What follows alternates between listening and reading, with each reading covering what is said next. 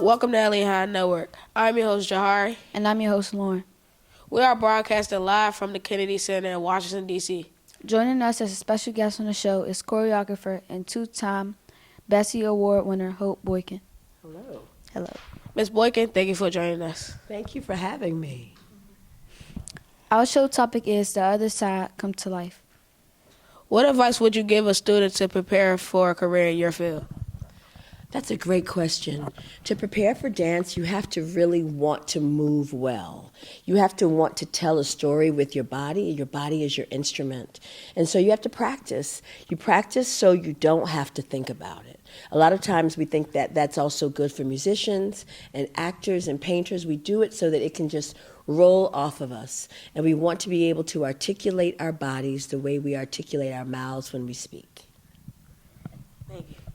What does a normal day at work, at your job look like? Well, a normal day is when a dancer comes in early in the morning and then they start to do some warm-up exercises to get their bodies together. Sometimes we take class together, and then I start to teach them some of the movement, some of the choreography. And then once I've started to teach the choreography, I make sure that they know it very well, and then from there we start to rehearse. So rehearsing is when we do it over and over again, so we try not to make mistakes, but we don't worry about being perfect because perfection is boring. We want it to be live and live every day, every time we do it. And also, what are some of the main things you do?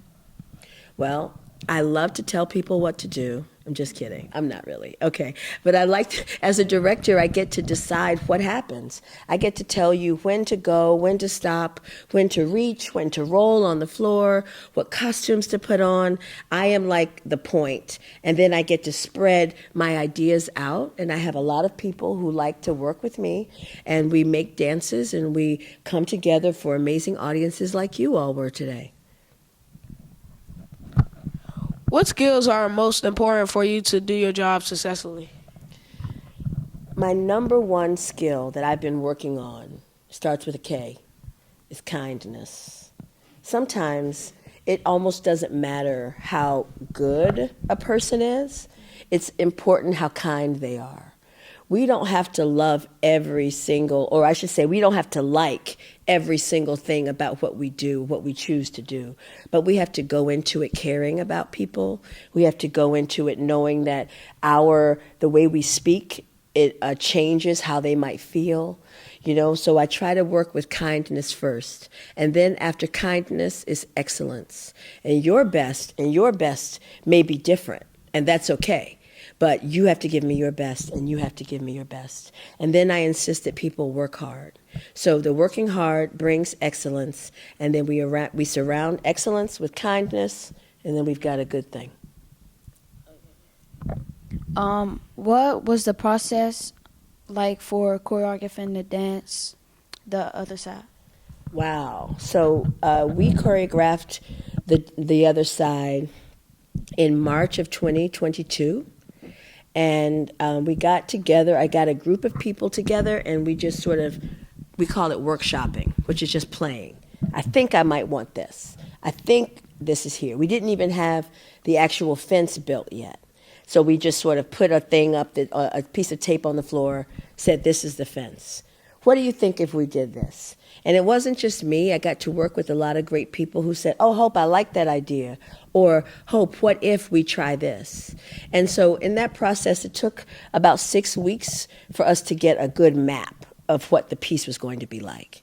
Then we started to break it down and refine it, add some seasoning, stir it up. We served it once here at the Kennedy Center, and I thought it was okay.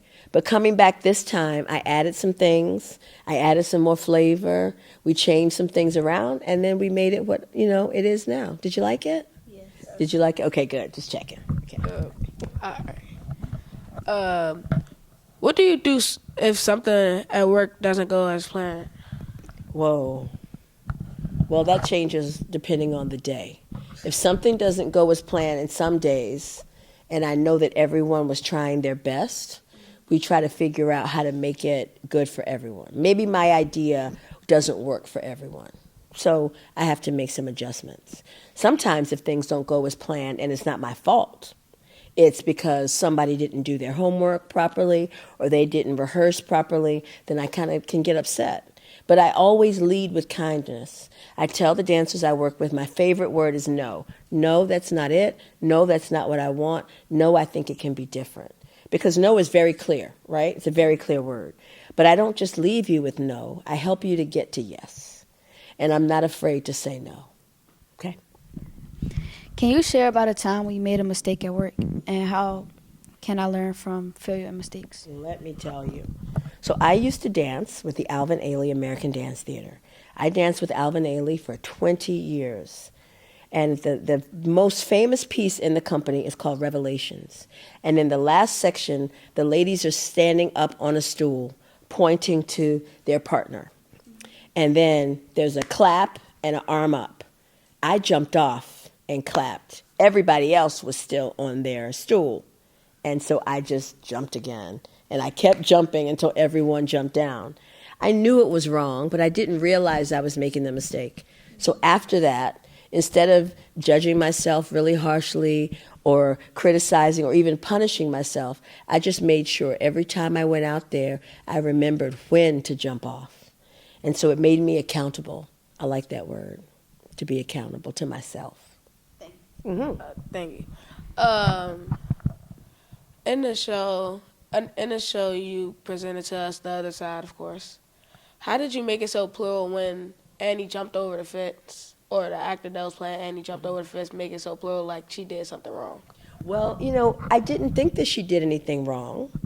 When Annie jumps over the fence, it's, if you look at the last page of the book, Annie's playing on Clover's side of the fence. So I had to figure out how to get Annie over, right? And I didn't want her to creep through. I didn't want her to be ashamed. I wanted her to go for what she wanted to. Now, we had been watching her on the other side of the fence the whole performance. So I think it was a surprise that she jumped over. Yeah, that's why. Right? You know what I mean? Everybody was like, whoa. But she needed to. She needed to make a change. And so really Annie and Clover and even the friends, even Sandra at the very end, they're activists because they knew that they were doing something they were told may not be right, and they proved that it was going to be okay. This broadcast has been brought to you by Eliot Hine Network 1 on YouTube. The District Columbia Public Schools. And DCPS Career and Technical Education. I'm your host, Jahari. I'm your host, Lauren. Have a great day.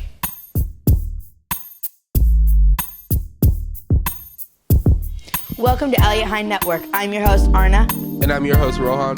We are broadcasting live from the Kennedy Center in Washington, D.C.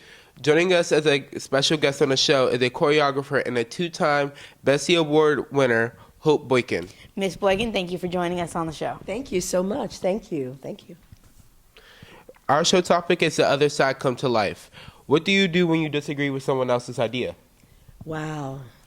That's a really good question. When I disagree with someone else's idea and I think that they're wrong, I don't maybe push them and point my finger at them. I just try to prove that I'm correct or that my idea might have some value and some weight by taking that project on myself. Okay, that's good. What tactic do you think has helped you and your students the most? As a person, as an individual, as a person, I think that honesty and truth wrapped up in kindness is the best way to get my point across. We may not always agree with everyone, but if we can disagree with a calm manner, without yelling, without making them feel that they're wrong, then I think that we can really grow as a community. We grow as a great dance group. We grow as a neighborhood. We grow as a culture. What connections have you made that has led to your career success? Oh, this place that we're sitting in right now, the Kennedy Center, is a perfect example. I danced here my very first time when I was at Howard University. I came back and danced here as a member of Philadelphia, the Philadelphia Dance Company. And then for 20 years, I danced on the Opera House stage with the Alvin Ailey American Dance Theater. Because I taught classes for the education program, the dance education program here, they invited me one day and said, would you like to have lunch? We'd like to talk to you about a project. The name of that project was the Kennedy Center Dance Lab, and they wanted to know if I would be interested in leading this 2-week summer program. And I said, yes, of course. And we are about to go into our 6th summer with some incredible students. And so that initial relationship building and how friendly we became made it easy for them to think that I might be fit and a good choice for that job. And so I've been here for 6 years doing that. What's the hardest part of your job? Oh, sometimes the hardest part is waking up because my bones and my muscles are tired from performing for so many years. But every time I go into the audience and I see the students, when I walk into the dance studio and see the dancers, I find my true place again. So I'm able to keep going. What do you do when you feel discouraged? You want to really know what I do when I feel discouraged? Yes. I call a really good friend of mine and we pray together. Because sometimes I know that my purpose is greater than how I feel. So I try to do what I'm called to do, not necessarily what I feel like doing. Okay. You said in Dance Magazine, and I quote, "I am a petite woman that is bald and undeniably black. I was up against a measuring stick that wasn't even mine." Could you elaborate on what you meant by that? Sure. So as oftentimes being a dark-skinned black woman, we were taught or made to feel that we weren't beautiful. And you were chosen based off of someone else's idea of what beauty was. And so I needed to understand that the way I was made is how I'm supposed to be made. I needed to tell myself that my beauty doesn't have to be like your beauty. My beauty is shaped with this bald head, is shaped with my little square ears. My beauty is shaped with my nose, just like your beauty is shaped with yours and your smile and your curly hair. There's nothing wrong with any of us. Sometimes people just make us feel like we're wrong. And I had to tell myself that every part of me was right. Got it. So this next question is regarding dance. So exactly what was the style of dance that was performed today? Great question. So the thing that made it hard about telling a story is that we wanted to give you all the steps that we use in our dance vocabulary, but we needed to make it clear for everybody who was watching. I think you're a dancer, aren't you? Yeah, I think I saw you moving. So even though you're a dancer, someone in the audience may not be a dancer. So how do I tell the story for you and for them? So that was a big challenge, but I think we did okay. How do we do? Great, because Thank I'm you. not a dancer and I like You did? Oh, yeah, we did it. Yes.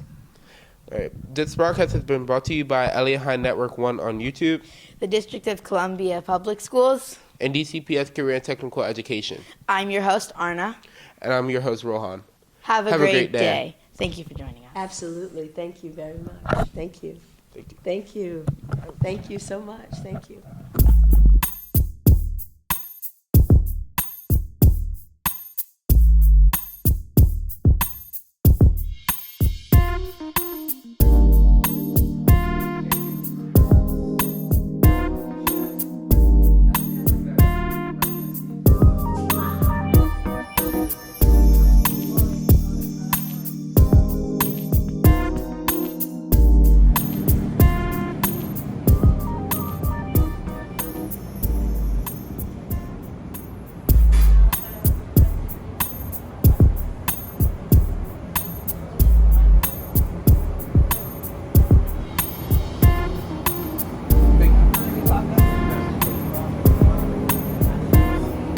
Yeah, we live from the Kennedy Center right here. We just wrapped up. Look at this view. Look at my little journalistic kid. I told him I paid for the trip. You know how we do. First class all the way. Just conducted a live broadcast at the Kennedy Center. There you go. Look at this. Wow. Breaking our friends.